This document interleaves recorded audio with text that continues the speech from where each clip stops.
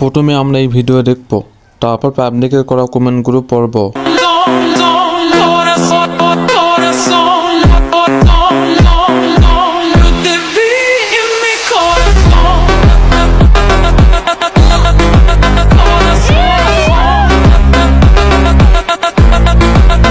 तो चलिए शुरू करते हैं।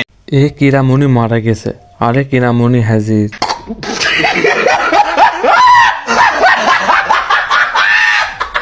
ভাবি বেটা পাইছেন?